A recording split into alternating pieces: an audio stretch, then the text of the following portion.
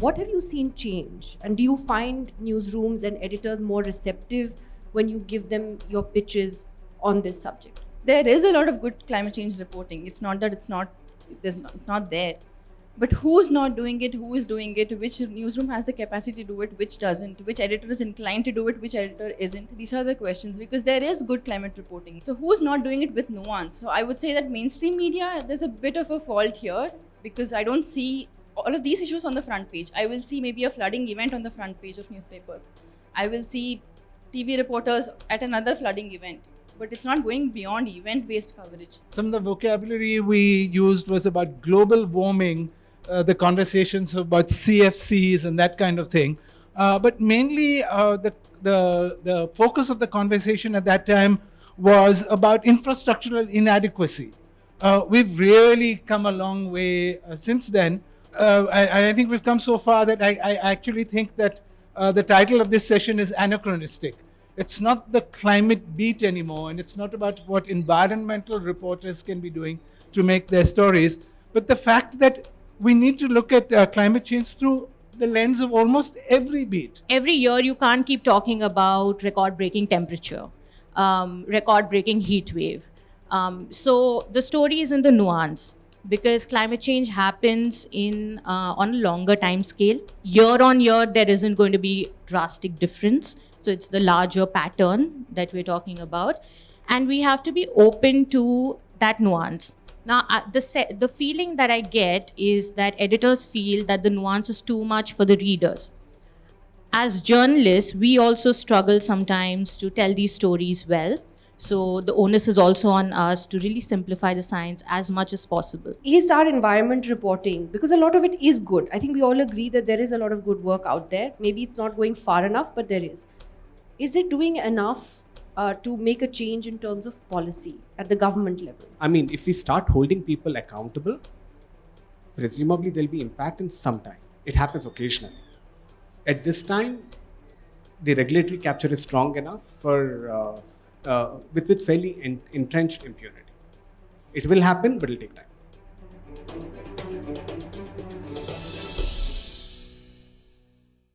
Thank you very much, and thank you to Newslaundry for organizing this Media Rumble. It's now become an annual feature which we all look forward to having some engaging conversations, and I'm particularly happy to be moderating this session because it's a conversation we need to have. It's not being taken seriously enough, and I hope that we can come out of this conversation with some constructive suggestions on how we can actually make reporting on climate change more interesting and more accessible to people. So let me begin with the panel straight away. You know, when I joined journalism in 1999, climate stories really didn't feature at all. You know, and anything related to the weather or anything related to climate change was like page 13 or never the headline of a news bulletin. I'm happy to see that a lot of that has changed. Television takes it a little more seriously, or at least some TV channels do. Yesterday morning, the Indian Express had a front page on Mumbai's air pollution, which was, you know, good to see. But are we still, Naresh Fernandes, to start with you, are we still a really long way from making climate change front and center of our reportage and consequently then of our political policy? Thanks, Nidhi. Thanks, everybody, for having me here. You know, I was thinking about the first extreme climate event that I probably experienced was on the 26th of July 2005, when Bombay had this enormous cloudburst. We had 944 millimeters of rain that way. Really seared itself into the city's consciousness. Now, almost 20 years later, every time the skies begin to darken, people are visibly nervous. People want to sort of run away and get into the train. And I was thinking, I was looking back at some of the coverage of that time. It's not so long ago, and yet we weren't talking about climate change. Some of the vocabulary we used was about global warming, the conversations about CFCs and that kind of thing. But mainly the focus of the conversation at that time was about infrastructural inadequacy. We've really come a long way since then. I think we've come so far that I actually think that the title of this session is anachronistic. It's not the climate beat anymore, and it's not about what environmental reporters can be doing to make their stories, but the fact that we need to look at climate change through the lens of almost every beat. Sports and how shifting weather patterns will determine when events are held. Food in all sorts of ways, changing agricultural patterns, what we will eat, politics, most of all, and as something as mundane as how political rallies will be organized and when. We had this horrible event in Navi Mumbai this summer where many, many people died because they hadn't thought to provide shelters but not to hold an event. So, yes, I think we've come a long way. And there's a greater awareness in how we should be covering climate change, but that also has to be much more broad-based. It's interesting, again, just to give away my age when I joined, yet again, there was no separate climate change beat. There was also, we used to look at health, environment reporting as like features. So these were not considered serious news issues to cover, and over a period of time, that has definitely changed. But Rishika, as a young reporter who's looking at this issue, what have you seen change? And do you find newsrooms and editors more receptive when you give them your pitches on this subject? So yeah, my experience will be the last 5 years because that's for how long I've been a reporter. I'm glad to hear that things have changed in the last maybe 10 years. And I will say that there is a lot of good climate change reporting. It's not that it's not there. But who's not doing it, who is doing it, which newsroom has the capacity to do it, which doesn't, which editor is inclined to do it, which editor isn't. These are the questions because there is good climate reporting, even with my own experience, with pitches getting accepted very easily. I've had that experience also, where people are inclined to actually publish climate stories and even nuanced ones like climate science, climate policy, climate change litigation. These are very niche topics, and I have found an audience, I have found editors, I have found newsrooms which are willing to publish it very quickly. So who's not doing it? For example, if I talk about TV, I've never seen TV cover maybe something with nuance. So TV will go when there's an event. Right? When there's an event, when there's a flooding event, when there's air pollution in Delhi in December or November, TV will go cover it there. But then if you track online, you'll know that a lot of climate reporters are tracking the science of it. We are tracking the policy of it. We are tracking climate litigation, for example. So who's not doing it with nuance? So I would say that mainstream media, there's a bit of a fault here because I don't see all of these issues on the front page. I will see maybe a flooding event on the front page of newspapers. I will see TV reporters at another flooding event, but it's not going beyond event-based coverage. So I think I would say that this is because there is a lot of good reporting, mostly online these days, and very good long-form ones, supported by big grants also. So there are people doing it. There are people doing it well. So I think mainstream, yes, I think there is a lot of. I think that's true. Disha, Shetty, I wanted to ask you about that because Rishika raised an important point about nuance and the fact that climate reporting tends to be very event-based. I can speak for TV. In fact, on television, everything is event-based. And so if it is, the hottest day of the year, it's crossed 50 somewhere, or it's a major flood or whatever, TV will cover it in a big way, or it'll cover Delhi's air pollution, and then it'll forget about it the rest of the year. Whereas we have bad air in Delhi, by the way, most of the year. Like most of the time we have I think last year we had 2 good air days. So that tells you the seriousness of the situation here. But I wonder that when we talk about nuance and incremental reporting on climate, there's a worry that we get trapped in jargon as well, and it doesn't become interesting enough to people it just goes over their heads. I confess it goes over my head half the time as well, because there's just so much jargon. So how do we demystify that? Right. So firstly, it's nice to see a topic like climate change being discussed in forums like these now. I started reporting on climate change in 2018 for India Spend, and I traveled across the country for 6 months, reporting from 7 states.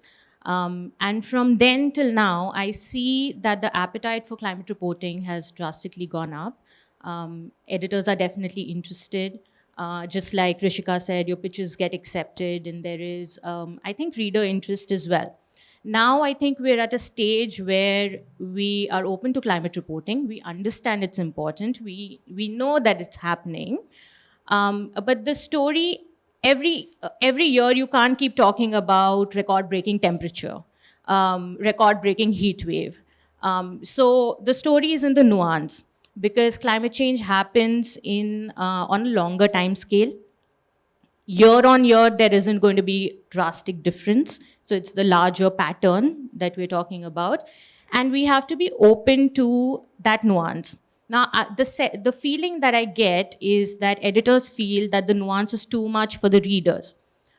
As journalists, we also struggle sometimes to tell these stories well. So the onus is also on us to really simplify the science as much as possible. But I think we also need to get some data from the reader's side, and I think that we're assuming that this is, we don't know what is the level of nuance people are open to. And that's something that I would like to see more data on, understand more, so that we can deliver on that, because the story is the nuance. There is uncertainty in the story. A lot of climate science is about this may happen, this is the probability of it happening. It's not certainty. And that makes it difficult in terms of headlines.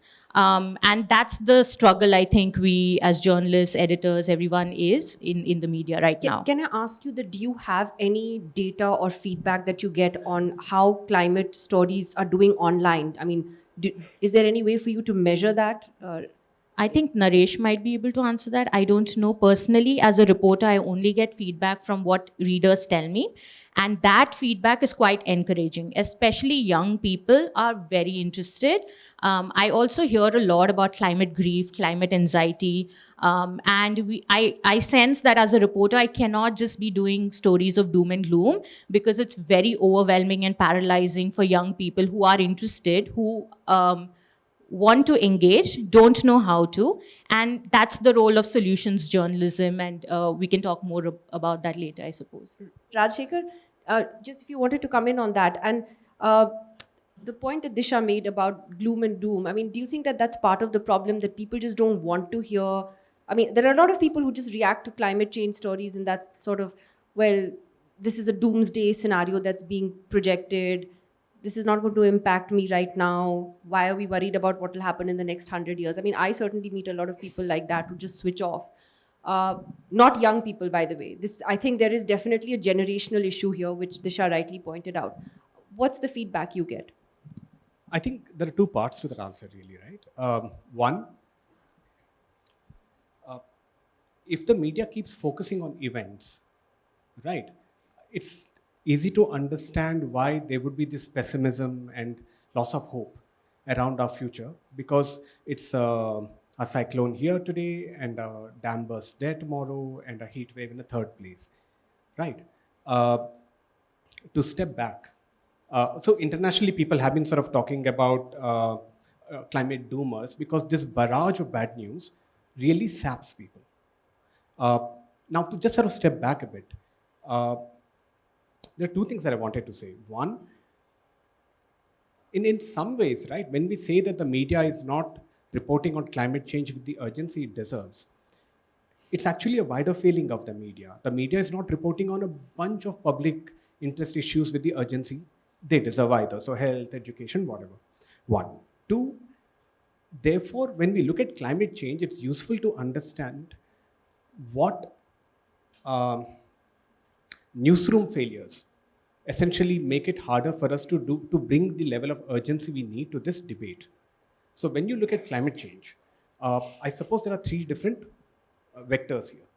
There is the whole body of reportage on how climate change is manifesting itself. There is the whole set of reportage around adaptation, mitigation, climate change negotiations, and the rest of it. And there's the third vector, which is around how countries and companies and others can try and profit of finding solutions to the climate crisis, right? At this time, when we say the climate reporting lacks depth or is not equal to the task in front of it, It's partly because we're focusing sizably on the first, But which do is the you- events part Do of you it. think it lacks depth even? I mean, or is there I a think the- distinction between mainstream and what I'll come to that. other media? Yeah. On the other two vectors, there isn't a lot of reportage. And that's where the problem comes in of pessimism, because some of the solutions will lie there. The challenge then is that what is the newsroom's capacity to articulate climate change along three vectors as opposed to only one vector of events, right? And there you have the binary outcome where you have mainstream media which has resources but is very unwilling to get into uh, uh, questions which are either extremely nuanced and not easily amenable to sort of taking to a mass audience and holding on to TRPs. Um, or you have some questions which will become politically really infeasible to ask. Right? Who does a political rally in Maharashtra in the summer, assuming people should just sit around for 5 hours? Right? If you turn to the alternative media, which is able to sort of report on these questions, it's financially strapped. And the problem there comes in differently, which is that I might be sent off to report on a dam burst, but I will go with such a constrained budget that I will not be able to do full justice to the crisis, because these are going to be multivariate crises. All right, the dam in Sikkim which went down for a bunch of reasons, starting from the fact that the guy who built the dam, it was his first dam. Right? So, if I end up going into the field with very little reporting time, which is a function of my newsroom's financial capacity, I will come back with a linear story which is not very surprising to readers who have already read similar reports in the past. And therefore, this thing is not going to be engaging enough. Right? I'm again coming back and doing a story where the broad contours are familiar contours. There's a bigger point to be made about the kind of times we live in where when you start looking below the surface, you'll find that things are genuinely insane in terms of unfamiliar processes, entirely new actors, all of that. We are not able to capture the chaos of this moment. I think that's very well put. And, you know, it's also an interesting question you raise about resources, because actually, in my experience, even for mainstream TV, for example, we actually saw our resources dwindle over the years. What we could do and the kind of money we could spend on, let's say, in-depth investigative reporting or documentary, the style reporting, we couldn't do that in the last 10 years. And that's why you saw this shift, TV started shifting from field reporting to more and more of these insane debates that we see on air, right? Because it's easy, it's cheap. You just have talking heads on TV. But I find that interesting. So I know that resources are an issue for mainstream TV also, but then I also see how much time and effort and money they're spending on sending their reporters, for example, to Israel right now, for a war which we are not a part of, to do completely one-sided coverage. And you do wonder that, well, maybe you do have the resources. I mean, it's a question of how you prioritize them and allocate them. But the funding issue is an important one, Naresh. And how does an organization like yours then, deal with that, that fund crunch? And that's a genuine issue, especially for so-called alternative media. So, sort of, as he said, we've got a funds crunch for covering everything. So we do two main initiatives for environment and climate change. My colleague Vaishnavi Rathore is here. She's part of a team we have called Common Ground, where we look at issues like health, gender, the issues that we believe all Indians should be able to agree on, that there are problems, no matter where they stand on the political spectrum.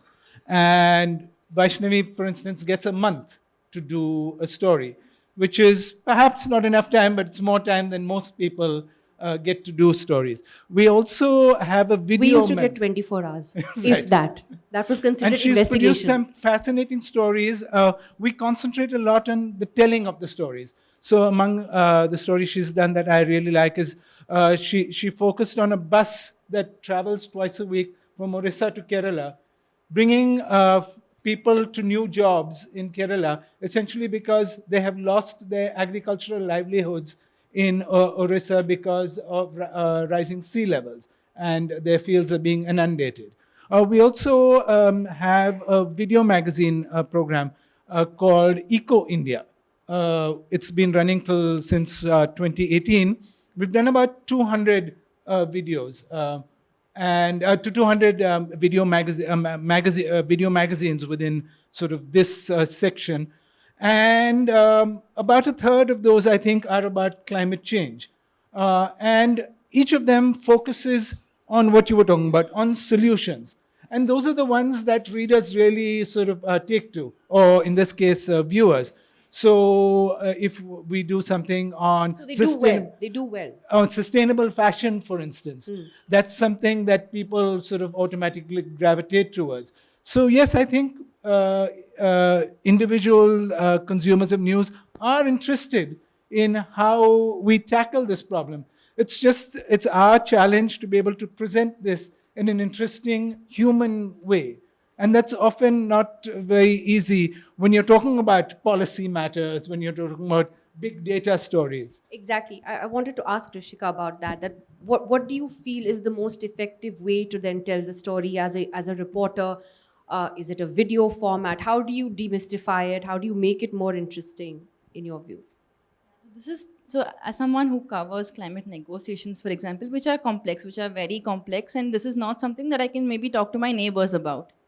But what I have started to do and what I have found very positively actually is that even my mother is interested in listening to me talk to her about what the US is doing and how they are blocking loss and damage, for example. Maybe I won't be able to convey those specific points that I'm covering in that specific report, but she is interested in listening to the broader frame of what is happening at Glasgow, what is happening at Dubai this year, and what happened last year in Egypt. So there is definitely an interest. It's just that at least when I have written these stories, I have not kept my mother in mind, or I have not kept my neighbors in mind. So if I start at least the first few paragraphs, if I focus on what is the takeaway here, why should they listen? Because that is how I explain to her when I explain to my mother. I would start with, okay, this is the broad picture, this is what is happening. So maybe if I tweak the story, at least the first few paragraphs, so that I reach a newer audience rather than going into the very specific point about this negotiation being blocked by the US, then maybe it will get more reader engagement.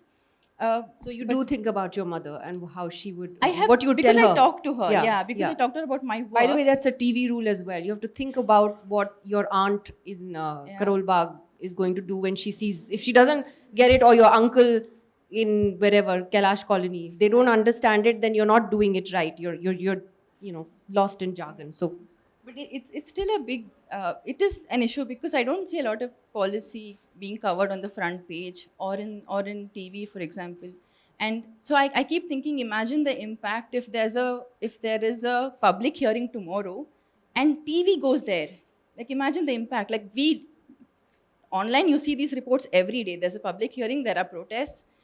And then reporters are there, online reporters are there. But imagine the impact if TV was there or if a front page coverage was there the next day about what happened in the public hearing. Was there police firing? Was there backlash? Did people boycott it? So these are the issues I think that, again, like I'm seeming like someone who hates mainstream media, but it's not that. It's okay. But imagine the impact, right? Like imagine if a TV reporter is there at a public hearing trying to scrutinize what's happening, what's going wrong.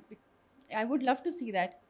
So yeah, I'll stop. I think that's been very well articulated by you, and you're right. I mean, there are, that's a whole separate news laundry session. Maybe we can spend a day on it some other time, which is how television coverage is driven and what drives it.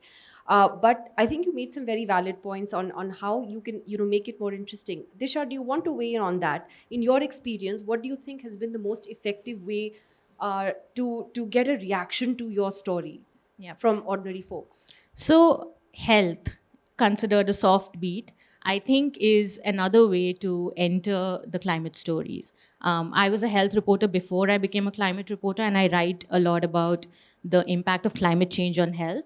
And one of the things that I was always told at the start of my career is that soft beats, people don't read it, which is something that I always, from the feedback that I have always gotten, it's people care about health, their air quality, rising temperatures, all of it, right? So people care a lot. And so when you tell the stories of how the heat wave is going to affect your health, air pollution and what's that going to do to school going children and their developing lungs, people care about these stories. So that's a very interesting and also easy way to tell climate stories, I have found. Another is I focus a lot on the impact of climate change on women. So what we're seeing now with the climate change affecting agriculture and then that affecting migration patterns, you're having an entire generation of kids grow up without their fathers at home and mothers becoming heads of households. And these were women who weren't trained and raised to be the heads of households. And suddenly you have a social shift essentially that's happening in rural areas and in large parts of India. So these don't look like climate stories, right? The traditional sense. In the traditional sense, but they are, because the men are migrating out because rainfall patterns are changing or snowfall patterns are changing or the heat wave has destroyed this year's agriculture. And then you have the impact on every person and every role and every social structure. And the local governments are having to do a reckoning with now.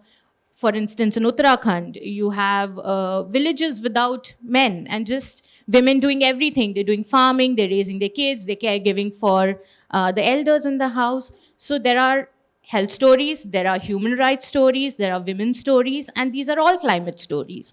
And these are all interesting ways to tell climate stories that absolutely resonate with people. In fact, I remember one of the things that doctors in Delhi started doing to scare all of us about air pollution was actually showing us what your lung, like somebody's lung looked like when it had inhaled all the pollutants and how scary it was compared to a healthy lung.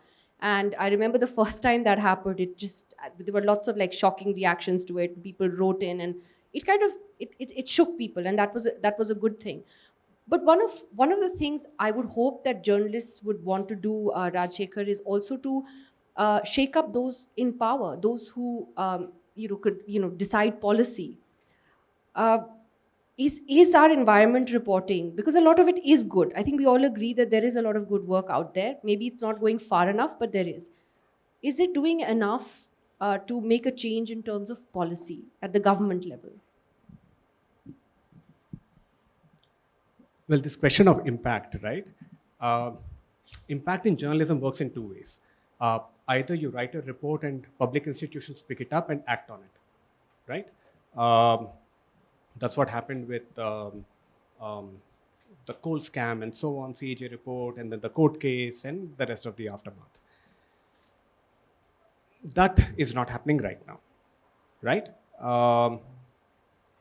I think there is a particular brazenness to how power is being used right now, where even if you write something like this, all it produces is this deepening of this adversarial relationship where you simply told that no, you're against the government at the center or the government at the state, and that's pretty much the only material outcome. The other way journalism can have an impact is when you reach out and you mold public opinion on an issue, which is a long-term gestation project, really, right? In that sense, journalism is uniquely addictive for this reason, because it gives you impact rarely, but just enough to keep you engaged with the process. But a lot of times, you're basically sort of doing, so if you read this book by Jason Lutz, the graphic novel on Berlin, he has a really great line. He says that it's tempting to think of each story as a stone being thrown into a river. Okay, if you're throwing these stones without purpose, you end up creating a swamp. But if you place them carefully, maybe it is possible to direct the stream somewhere, the stream of human history, so to say, right? To answer your question, impact, I mean, if we start holding people accountable, presumably there'll be impact in some time. Okay, it happens occasionally. Uh, at this time, the regulatory capture is strong enough for with fairly entrenched impunity. It will happen, but it'll take time.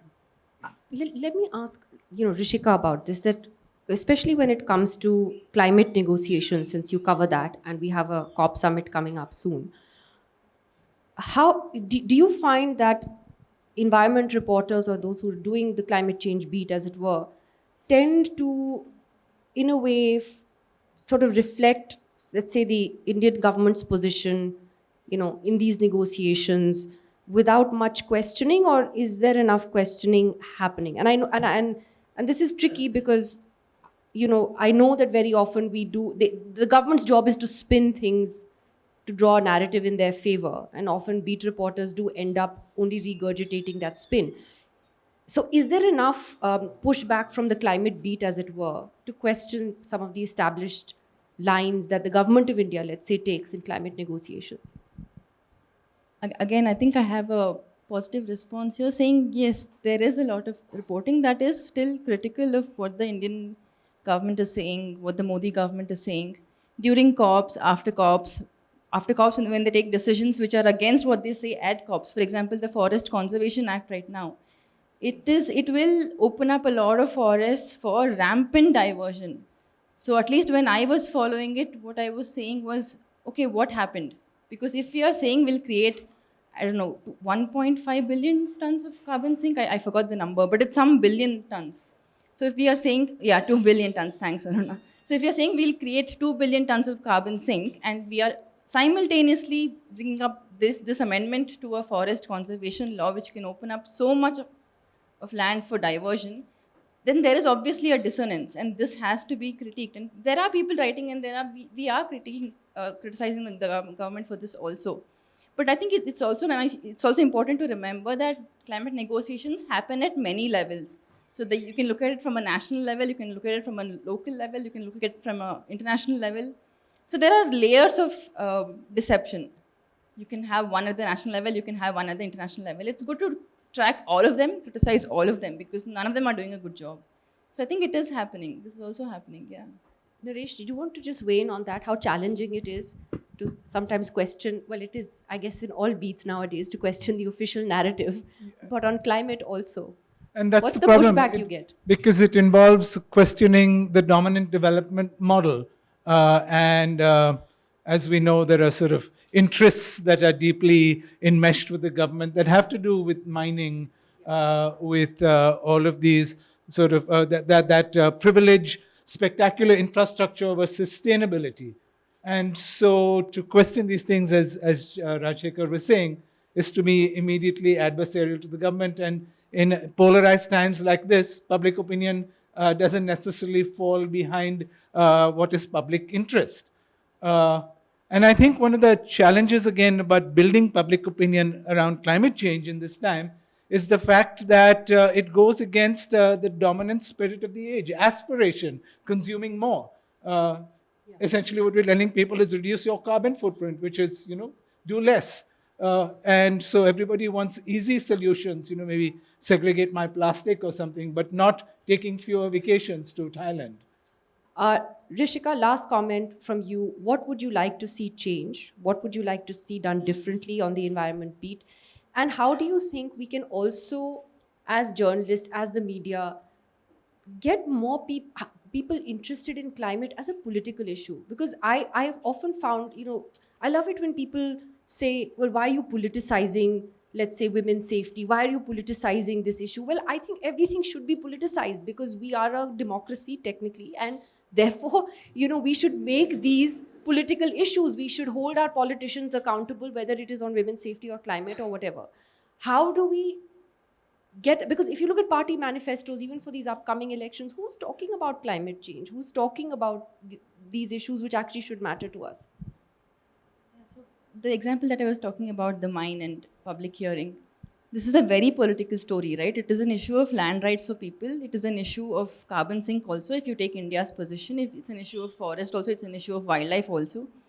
So a lot of stories can be climate stories without there being an explicit mention in the headline that this is a climate story. So if someone is covering Chhattisgarh elections, for example, and they are talking about mines, they're talking about land rights, and if there's even one small mention of what will happen if this coal is burnt, or if there's even one mention of carbon sink, for example, it is still a climate story. You don't have to make every single line, every single headline about climate, but it can still have a lot of details that make it a climate story.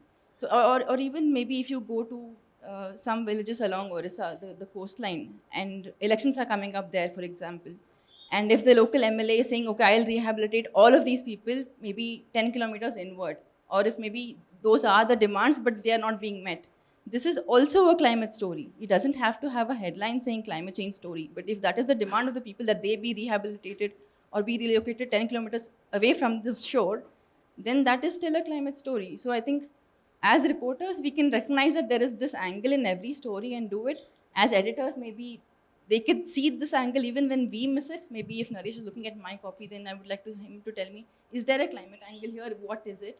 And maybe flesh it out a little more. And also newsrooms to actually invest resources, send people out for 10 days, a month, I don't know, just to ask them, go see what's happening in that village. So Chhattisgarh election is coming up. Chhattisgarh, sorry.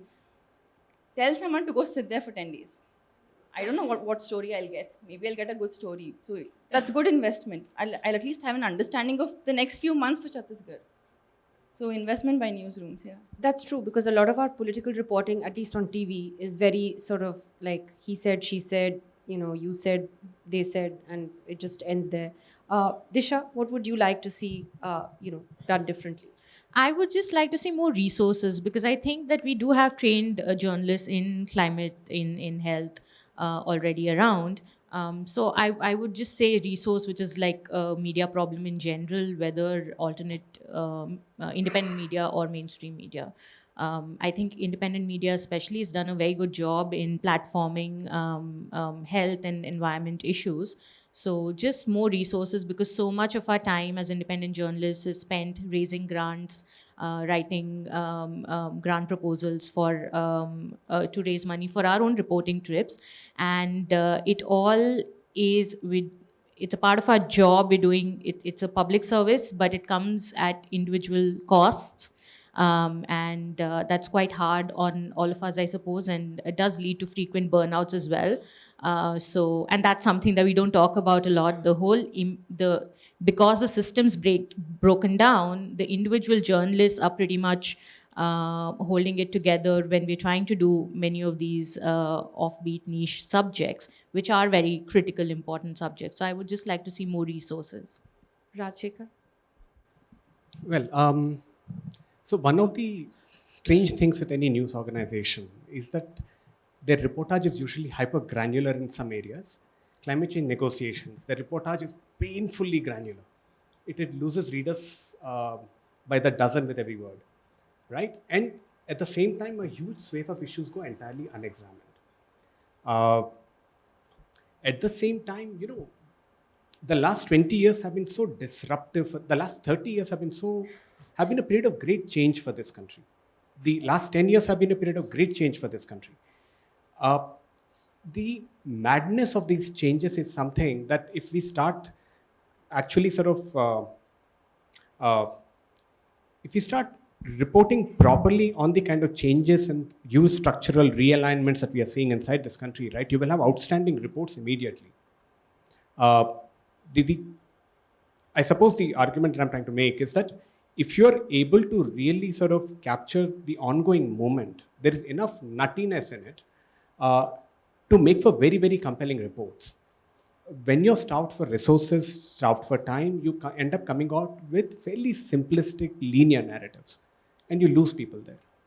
So one is this question of not going hyper granular all the time, and the other is to actually engage with the madness of this ongoing movement. There is, there are multiple huge processes underway. There's oligarchy intersecting with kleptocracy, intersecting with a planetary climate breakdown, intersecting with rising aspirations. All these frames, you put them together and you will find extraordinary reports. I think about China and how well China's transformation has been covered. I don't think I've seen that density of reports on India's transformation at that structural level. Naresh Fernandes, the editor, gets the last word. Well, I'd like to reiterate actually what Disha was saying. And sort of, I think we need to liberate newsrooms from the notion that climate change must be done by climate change reporters, climate change reporting, and that everybody in the newsroom needs to look for how it affects their specific areas of interest. I think that's very well said. Thank you very much to all of you for those comments and remarks. Please do give them a big hand. And you've really been reporting only for 5 years? Yeah. Because you sound like you really do, you know your stuff. So that's great, Rishika. Any questions for the panelists, please? Yes, please. So I had a question on a point which Mr. Fernandes made. Infrastructure development versus controlling pollution. Like, how can the balance be maintained? Because both are important. Like, if we take the example of my home city of Mumbai, we can say the entire city is under construction right now, and we can see the effects even before the onset of winters. So how can the balance be maintained there? That is precisely what sort of policy has to decide, right? And we are obviously making very bad infrastructural decisions, like the coastal road, for instance, like the lobbying to build on salt pan land. So yeah, this is just not being debated enough. The idea that infrastructure is supreme and must be, created at high volume is something we need to re-examine. So thank you so much. The young lady right behind you. Yes. Yes, the young lady has a question for her peers and also for Nidhi. How do you hold TV accountable for missing out some of the biggest investigations on environment and climate change in the last 9 years? Because so many different things have been unveiled especially by people on the panel, on Scroll, and various other digital outlets. Digital is continuing to lead these stories. Forget about papers occasionally, whether it's the Express, they might have carried a front page on an event, but in terms of their own investigations have been few and far between at a time where we've been seeing the massive rollback of environmental laws versus India's climate pledges. How do we hold TV accountable? And especially since that is what sways politics. You have the benefit of so many different millions of viewers. Of course, we've come to a stage where, I used to work at NDTV, used to as well, has been bought over by the Adanis. So we've come to a space, how do we manage to have any of this on prime time where there are so few channels about to lift it? But how does it explain this massive void in the last 9 years where none of these things which so many of us have worked for a while to get out have been carried on prime time? You wanted me to answer that as well. I think I'll tell you something. I think part of the problem has actually really at least in our case, was funding, because our money did dry up in the last 10 years. And frankly, most investigations didn't happen, whether it was environment, political, anything. There are some newsrooms that do have the luxury of having separate investigation desks. We didn't have that luxury. Everybody was doing everything. That was part of the problem. I think the second problem is just the way the whole rating system is driven, which is by advertising. And I've always said that until advertisers are more responsible in what they're sponsoring, you're not really going to see a change on TV, because, we have a fundamental problem with the way the whole media structure is owned by, corporates. That is a genuine problem, and that's not going away anytime soon. It's also not unique to us. But I think until advertisers, basically realize that, instead of putting their money to sponsor a show that will have yet another Hindu-Muslim debate, rather than an investigation on, let's say, the new forest laws, you're not really going to see that change in that way. And I am very pessimistic about it, because, like you said, given the way how corporate interests are entrenched in the media at the moment, it completely goes against their grain to have any kind of serious investigating reporting on these issues. So I think the expectations from TV, I don't think we should have them. I think the hope is in the digital space, to be very honest. Just to sort of fill in and say that many resources should not be the issue, because many people have done this with, 5,000 rupees in their bank balances. Many freelancers have gone ahead and done this without resources to boot, and either without the payoffs as well. So I don't think resources are Well, that it is partly a difficult. problem in television with camera persons, with I mean, it's a little bit harder because you're a team of people who are out there. I'm not saying that was right. I do think we still managed as a channel. I now see NDTV is now like before Christ, after Christ. So it's BA, before Adani, after Adani.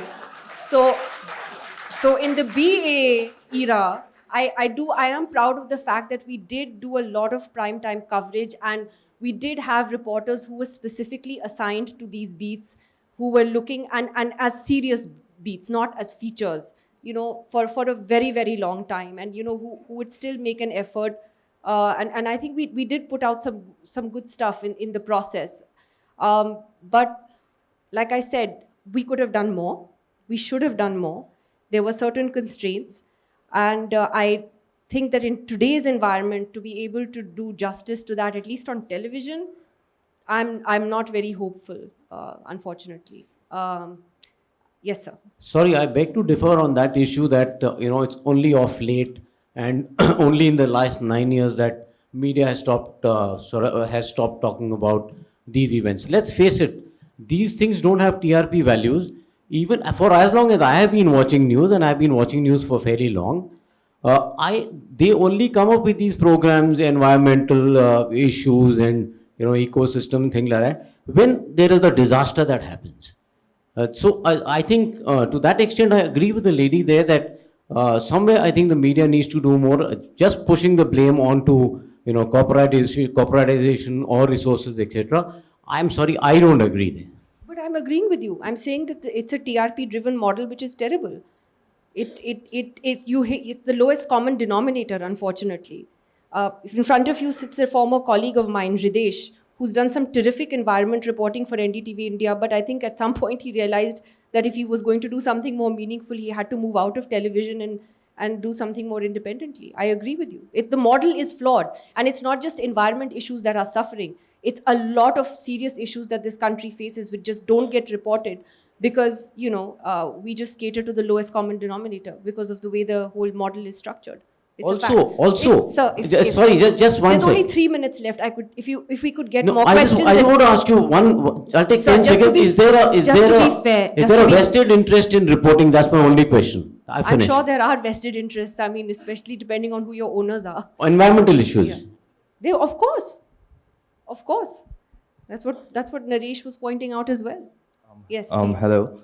Ms. Disha, you talked about how we shouldn't view climate change as always doom and gloom. But don't you think that's a good thing, because doom and gloom also highlights what climate change really is? I think it's important for us to be, as reporters, to be true to facts and authentic and just present facts instead of trying to make something more dramatic than it is. And inherently, climate science is uncertain. So we anyway have series of projections. So I don't think our intention should be to do doom and gloom. But when I say solutions journalism stories, I also meant that our intention should also not be just to report the negative side, but to also report positive side of the story, because that's the real picture then. So we should just be doing our job and then let the readers decide. But I also think if we just give too much of very sensational, like this world is just going to end kind of news, I am not sure how it's going to help anyone. And an entire generation's growing up reading that, being super pessimistic, I don't know what all that's going to impact in their lives. So my opinion is that we should just stick to facts as is.